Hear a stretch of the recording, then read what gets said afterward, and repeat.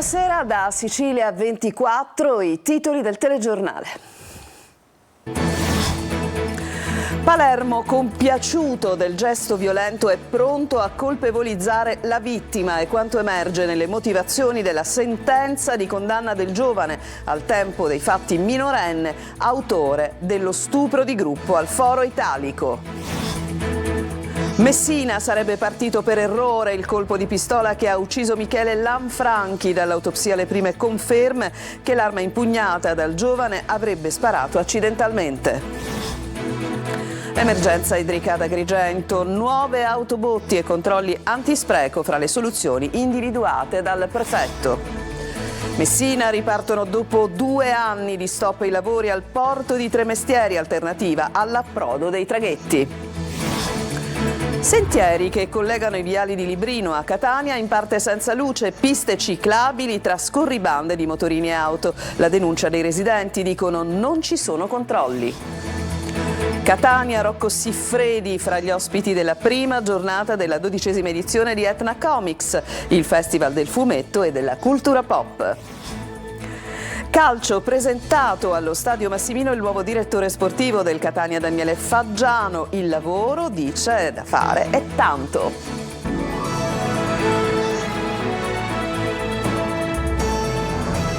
Bentrovati, andiamo a Palermo, è emersa la personalità di un ragazzo compiaciuto del gesto violento che ha commesso e che tra l'altro è pronto a colpevolizzare la vittima. È quanto emerso dalle motivazioni della sentenza 8 anni e 8 mesi nei confronti del ragazzo al tempo dei fatti minorenne dello stupro di gruppo al Foro Italico. Manlio Viola. Ha perso i sensi più volte durante lo stupro di gruppo la 17enne vittima dell'aggressione sessuale da parte di 7 giovani a luglio dello scorso anno in un cantiere del Foro Italico di Palermo. Dettagli che emergono dalle motivazioni della sentenza di condanna a 8 anni e 8 mesi dell'unico minorenne del gruppo di aggressori all'epoca dei fatti, processato a parte dal Tribunale dei minorenni nonostante nel frattempo abbia compiuto 18 anni. Il giovane resta fino ad ora l'unico condannato, gli altri 6 coimputati sono attualmente sotto processo davanti al tribunale ordinario. Una sentenza pesante alla luce dell'atteggiamento del ragazzo. Il tribunale non ha creduto al suo generico pentimento, al contrario, secondo la sentenza, il giovane avrebbe espresso chiaramente la soddisfazione per lo stupro e l'insensibilità di fronte ai gravi danni arrecati alla ragazza. Il compiacimento per l'azione compiuta risaltano con evidenza tale da non esigere esplicazione alcuna né commento, scrivono i giudici, disegnando una personalità incapace di empatia. Una condizione aggravata da un allarmante contezza della materialità del fatto e della intensità del dolo dell'imputato, scrivono ancora i giudici, considerando la condotta del ragazzo perfettamente consapevole. Il giovane, secondo i magistrati, sarebbe stato indifferente rispetto al dramma della vittima, mentre i processi di rispecchiamento ed empatia sono risultati limitati ai propri affetti, dice ancora la sentenza. Piena, infine, secondo il collegio, l'attendibilità della vittima. E dall'autopsia eseguita sul corpo di Michele Lanfranchi, il 19enne morto sabato sera a Messina, arrivano le prime conferme sull'ipotesi della disgrazia. Francesco Triolo.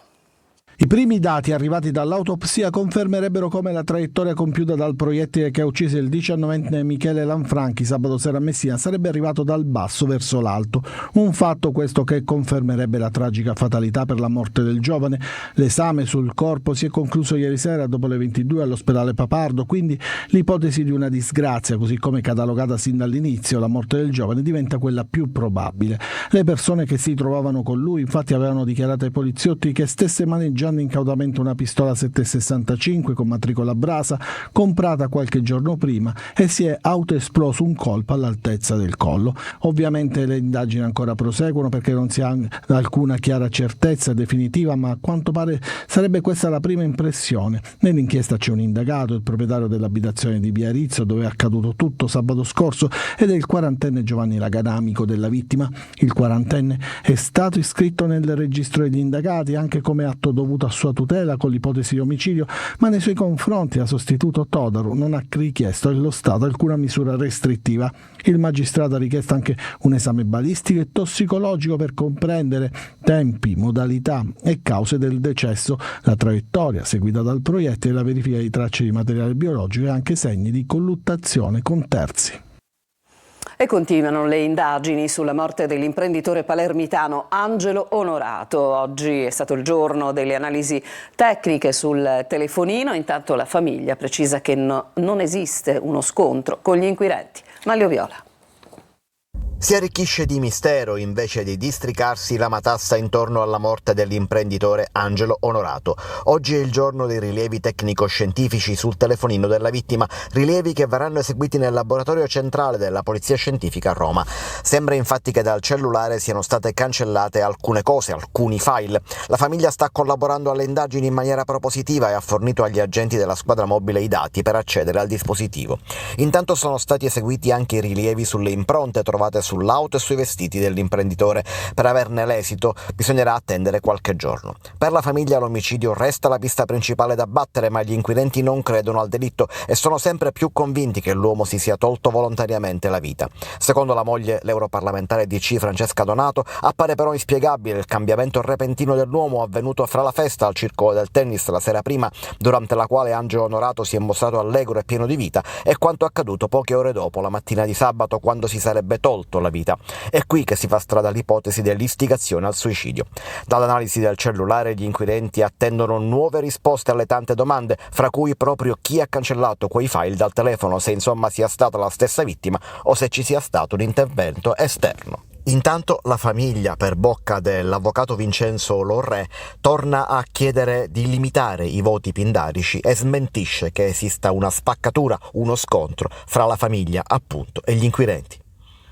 A Catania, dove sono stati arrestati gli autori di un grave episodio di violenza che era stato consumato nel mese di gennaio nel quartiere San Berillo in città. 3 giovani stranieri avevano accoltellato un connazionale solo perché aveva preso le difese di un ragazzo disabile. Sentiamo Simona Mazzone. Solo per aver difeso un connazionale disabile in difficoltà è stato violentemente aggredito e rapinato. È accaduto nel gennaio dello scorso anno nel quartiere di San Berillo a Catania. Un gruppo di giovani stranieri senza apparente motivo si è avventato per l'ennesima volta con calci e pugni contro un ragazzo in difficoltà, le cui urla hanno allertato un suo connazionale. Ha corso subito per aiutarlo, lo ha trovato in terra, sanguinante. Il giovane ha chiamato l'ambulanza, ma all'improvviso si è trovato gli aggressori davanti che lo hanno circondato, gettandogli spray urticante sugli occhi. Caduto a terra in 3, lo hanno rapinato di circa 300 euro e poi lo hanno accoltellato più e più volte in diverse parti del corpo fino a fargli perdere conoscenza. L'uomo è arrivato in codice rosso in ospedale, successivamente dimesso con una prognosi di 30 giorni, mentre le indagini della polizia hanno condotto ai 3 che sono stati arrestati e portati in carcere. Con lo slogan "I panni sporchi si lavano in pubblico", a Catania si è tenuto un flash mob e un corteo contro la violenza di genere. Luca Ciliberti.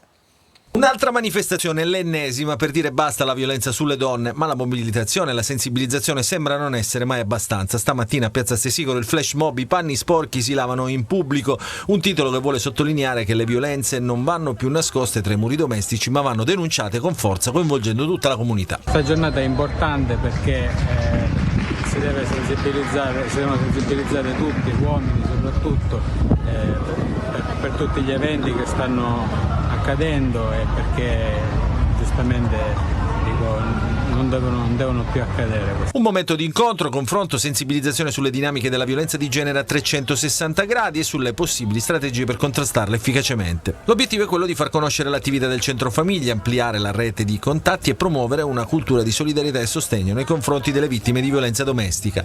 La violenza quindi è analizzata dal punto di vista di chi la subisce, ma anche di chi la perpetra. I partecipanti successivamente si sono spostati in corteo alla Villa Bellini, teatro di uno stupro ai danni di una tredicenne avvenuto nel pomeriggio dello scorso 30 gennaio, un luogo diventato simbolo di lotta alla violenza.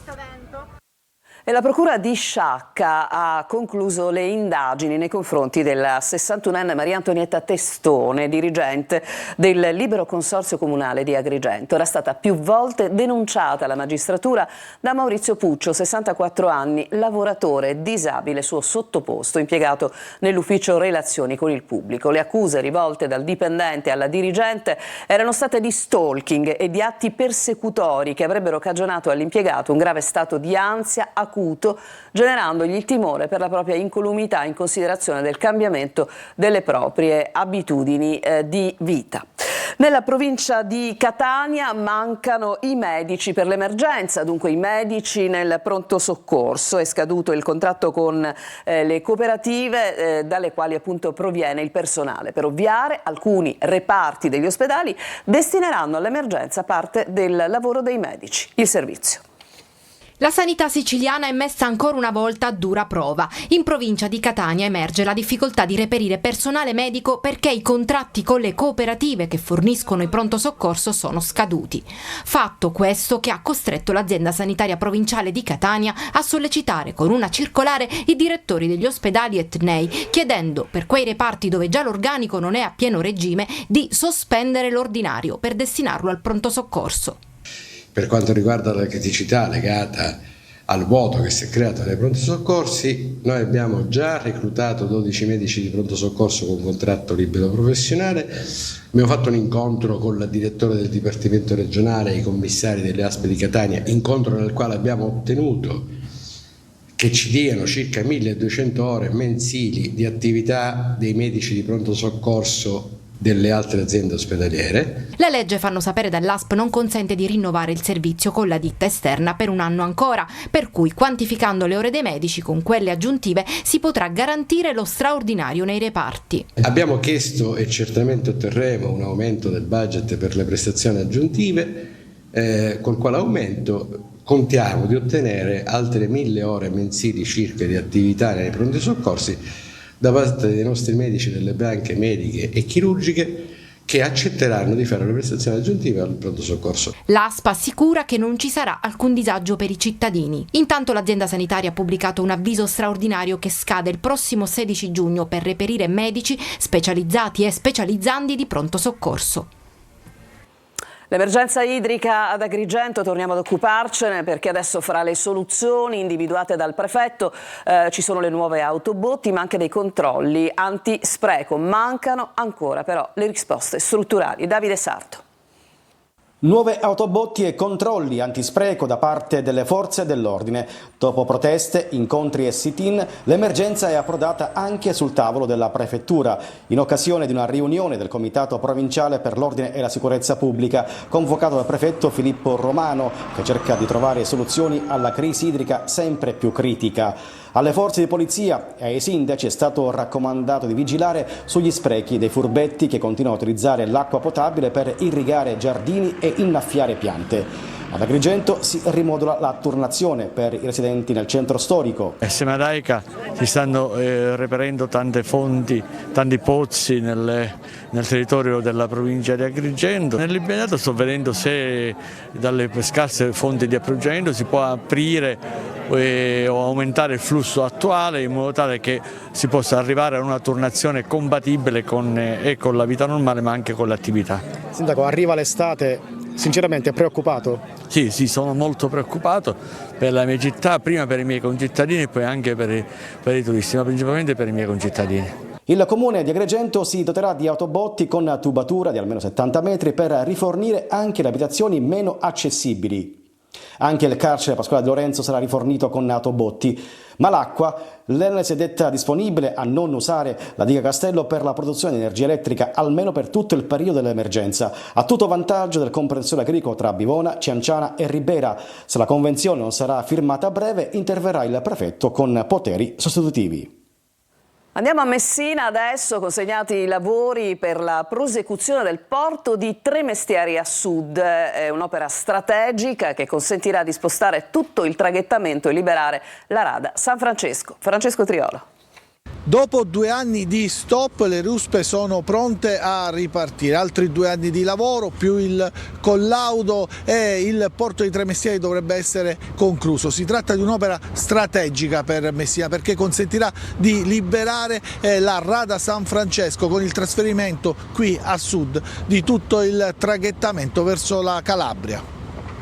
I lavori sono stati fermi per 2 anni dopo il fallimento della ditta che aveva vinto l'appalto. Adesso la consegna alla Bruno Teodoro di Capodorlando, che ha rilevato i lavori e dovrà proseguire l'opera di un appalto passato da 72 a 114 milioni di euro complessivi, determinante l'intervento economico del Ministero dei Trasporti, della Regione Siciliana e dell'Autorità di Sistema Portuale. Un'opera strategica pensata tanti, forse troppi anni fa, per cercare di togliere il problema in maniera definitiva del traffico del gommato nelle arterie principali, un'opera che purtroppo, come tutte le grandi opere, ha subito una serie di ritardi legati anche alla gestione finanziaria delle aziende che si sono susseguite. Oggi è un giorno importante perché riprendiamo finalmente i lavori rispetto a un cronoprogramma che, devo dire, è stato mantenuto con tutte le lungaggini amministrative e burocratiche che spesso non dipendono solo dal Comune. Il Ministero, la Regione, l'Autorità di Sistema, il Comune di Messina siamo riusciti a dirimere una questione importantissima per un'opera strategica assolutamente prioritaria per la città di Messina. A Catania percorriamo le spine verdi di Librino, ovvero quelle strade di collegamento tra i viali di Librino, non tutte illuminate, poi ci sono anche le piste ciclabili che non sono attraversate dalle bici ma da motorini e auto. È andata per noi Giusy Lazzara. Noi vediamo qui anche una bellissima pista ciclabile. Nelle piste ciclabili non ci sono biciclette, ma ci sono motorini, ci sono auto. Noi siamo città, apparteniamo alla città di Catania, però non c'è un luogo dove ci sono i vigili urbani, e neanche nei giorni dove c'è più frequenza, ad esempio nel Wave Park, dove ci sono più ragazzi.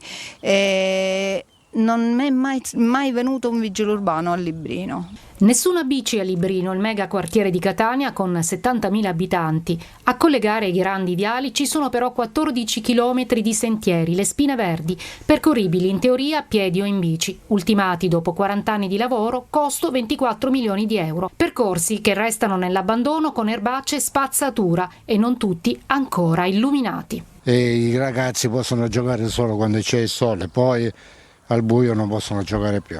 Le spine verdi servivano proprio per far vivere il quartiere ai residenti che potevano muoversi a piedi. Voi però non vi arrendete, proponete dei trekking urbani addirittura. Sì, per far ritornare le persone a camminare e a far capire che comunque il quartiere, anche se è in questo stato, può essere fruito, anzi se partecipano a queste iniziative magari possiamo spingere di più le amministrazioni o chi di competenza a mantenere meglio le strutture che abbiamo. Librino racconta la difficoltà dei quartieri definiti periferie, ma non lontani dalle criticità del centro città.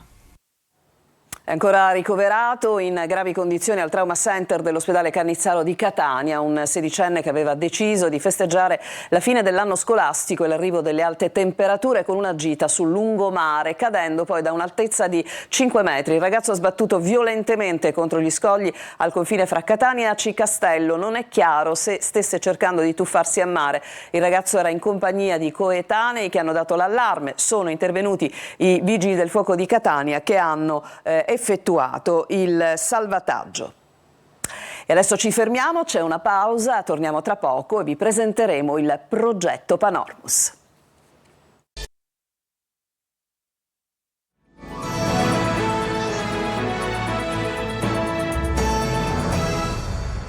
Si è concluso il progetto Panormus con i giovani studenti della città a fare da ciceroni presso i principali siti culturali della loro città, appunto. Marco Gullà. Un progetto che va avanti da anni e che lega sempre di più i giovani studenti alla città di Palermo. Parliamo di Panormus, che prima prendeva il nome di Palermo apre le porte. Gli studenti di 79 istituzioni scolastiche in queste settimane hanno accompagnato i visitatori alla scoperta dei 43 siti della città connessi al culto di Santa Rosalia. Chiese, vicoli, musei, oratori e ancora santuari, quadri, murales ed edicole votive. È un progetto antico che tende a legare la scuola alla città, a rappresentarne i luoghi, a educare i ragazzi e gli scolari al senso civico attraverso la conoscenza e la protezione della città. Quest'anno un dato in più, una dedica a Santa Rosalia e la manifestazione finale dedicata proprio a invocare la protezione e la benedizione della Santa. Oggi la conclusione del progetto nella scalinata monumentale del Teatro Massimo. Panormus ormai è un appuntamento davvero costante e partecipato, che siamo giunti alla 28esima edizione, quest'anno è la 28esima edizione e Panormus di fatto coinvolge tutta la nostra comunità scolastica, perché i nostri ragazzi adottano questi siti, li fanno propri, li reinterpretano, li animano in un'ottica chiaramente di presa in carico del bene comune, del bene culturale. Quest'anno abbiamo previsto anche l'adozione di quartieri, abbiamo previsto che Panormus prevedesse interventi di riqualificazione e rigenerazione urbana. E i risultati non possono che essere positivi, con i giovani studenti che si legano ai monumenti e ai siti culturali della città, un legame che si spera possa poi alimentarsi negli anni successivi. E oggi a Catania si è aperto Etna Comics, il festival internazionale del fumetto, del gioco e della cultura pop, e tra i primi ospiti della 12ª edizione c'è stato anche Rocco Siffredi, l'attore a cui è ispirata la serie Super Sex, che adesso porterà la sua vita anche a teatro. Lo ha intervistato per noi Eva Spampinato. In un festival del fumetto, ma anche del fumetto erotico, non potevi che essere appunto tu uno dei protagonisti, degli ospiti. Il mio primo fumetto erotico al bagno era quello dell'intimo dei cataloghi, però diciamo la verità, i fumetti erotici per me tutta la vita, ho sognato da bambino con l'eros di quelle immagini, veramente li conoscevo tutti, però poi passavo anche tanto tempo a collezionare proprio Tex, Zagor, Comandante Mark. La tua vita adesso arriva a teatro? Sì, arriva a teatro, sì. Mi sto preparando su questa cosa qui che trovo veramente importante, perché da quando ho smesso di fare l'attore hard, cioè di essere davanti alla telecamera, è come se mi sento compresso, ho bisogno sempre di tirar fuori qualcosa, e stavolta tirerò fuori qualcosa di molto personale, molto intimo, però sarà tutto molto reale, perché a me non piace andare a raccontare la vita di qualcun altro, però molto leggero, ci sarà anche una sorpresa alla fine. Adesso ci fermiamo ancora per una pausa, torniamo tra poco per sentire le prime parole di Daniele Faggiano come direttore sportivo del Calcio Catania. Tra poco.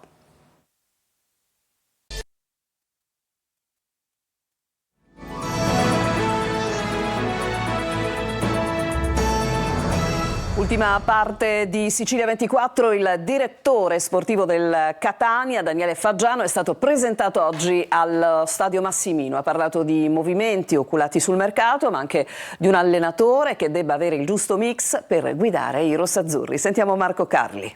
Gli obiettivi sono positivi, devono essere. La voglia tanta, la voglia di lavorare, di poter confrontarmi con una piazza importante del panorama nazionale calcistico, e la voglia anche di lavorare con una società importante come la società di Pelligra, rappresentata da Bresciano, da Grella, che mi hanno chiamato a lavorare per loro, però la cosa principale è l'entusiasmo della città. Le prime parole di Daniele Faggiano ai nostri microfoni e in conferenza stampa come direttore sportivo rossazzurro. Per lui un contratto fino al 2026 con opzione per l'anno successivo e, come abbiamo sentito, tanta voglia di rimettersi in gioco. Confermato il ritiro di Assisi, per metà luglio il Catania vorrebbe avere pronta, a sue parole, il 60-70% della rosa. Confermata anche la sede degli allenamenti stagionali fra Massimino e Cibalino. Sulla rosa attuale del Catania si lavorerà col nuovo allenatore. Non è un lavoro semplice, più che altro pure che abbiamo a che fare con degli uomini, che siamo tutti così, ed è un lavoro, però quello che faremo lo faremo per il bene del Catania. E a proposito del nuovo allenatore, la comunicazione attesa a breve: Toscano è sempre in pole. Ci sono anche degli altri, però Toscano è una persona che io stimo come uomo e come allenatore, per cui vedremo il da farsi. È normale che dobbiamo guardare, voi guardate solo un aspetto, noi ne guardiamo diversi.